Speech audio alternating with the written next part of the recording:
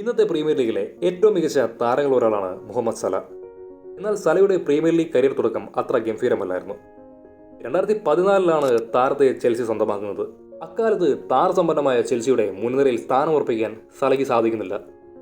ആ ഒരു സീസണിൽ വെറും 19 മത്സരങ്ങൾ മാത്രമേ അദ്ദേഹം കളിക്കുന്നുള്ളൂ.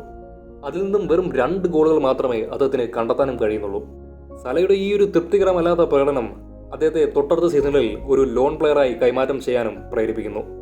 അദ്ദേഹം ആദ്യ ലോൺ പ്ലെയറായി എത്തുന്നത് ഇറ്റാലിയൻ ക്ലബ്ബായിട്ടുള്ള ഫിയോറന്റീനയിലേക്കാണ്. അവിടെ പതിയെ തൻ്റെ താളം കണ്ടെത്തുകയും പിന്നീട് തൊട്ടടുത്ത സീസണിൽ എസ് റോമയിലേക്കും അദ്ദേഹം മാറുകയും ചെയ്യുന്നു. റോമയിലേക്ക് മാറിയ താരത്തിന് നഷ്ടപ്പെട്ടു തുടങ്ങിയ തൻ്റെ ഫോം വീണ്ടെടുക്കാൻ സാധിക്കുന്നു. പിന്നീട് 2017 യെർഗൻ ക്ലോപ്പ് സലയെ വീണ്ടും പ്രീമിയർ ലീഗിലേക്ക് എത്തിക്കുന്നു. ലിവർപൂളിന്റെ ചരിത്രത്തിലെ ഏറ്റവും ഉയർന്ന ട്രാൻസ്ഫർ ഫീ നൽകിക്കൊണ്ടായിരുന്നു അന്ന് താരത്തെ അവർ സൈൻ ചെയ്തിരുന്നത്. ഇത് പലരിലും സംശയം ഉളവാക്കിയിരുന്നു. ഒരു കുറി പ്രീമിയർ ലീഗിൽ തിളങ്ങാതെ പോയ താരത്തെ ഇത്ര ഉയർന്ന ഒരു തുക നൽകിക്കൊണ്ട് വീണ്ടും പ്രീമിയർ ലീഗിലേക്ക് എത്തിക്കുന്നതിൽ അർത്ഥമുണ്ടോ എന്നായിരുന്നു അവരുടെ ചോദ്യം. തന്റെ സൈനികനെ സംശയത്തോടെ കണ്ടവർക്കുള്ള മറുപടി അദ്ദേഹം കളിക്കളത്തിലെ മികവിലൂടെ തന്നെ നൽകുകയാണ്. ലിവർപൂളിനൊപ്പം ചാമ്പ്യൻസ് ലീഗിൽ ഉൾപ്പെടുന്ന കിരീടങ്ങളും അദ്ദേഹത്തിന് നേടാൻ കഴിഞ്ഞു. ഈ ഒരു സീസണിലും മികച്ച പ്രകടനം കാഴ്ചവെക്കുന്ന സല ബാലൻ ഡി ഓർ സാധ്യത കൽപ്പിക്കുന്ന താരങ്ങളിൽ ഒരാൾ കൂടിയാണ്. ഒരു കുറി തന്റെ സഹതാരങ്ങളുടെ മികവ് കാരണം പിന്നിലേക്ക് മറഞ്ഞുപോയ താരം ഇന്ന് അവർക്ക് ആർക്കും എത്തിപ്പിടിക്കാൻ കഴിയാത്തത്ര ഉയരത്തിലാണ്.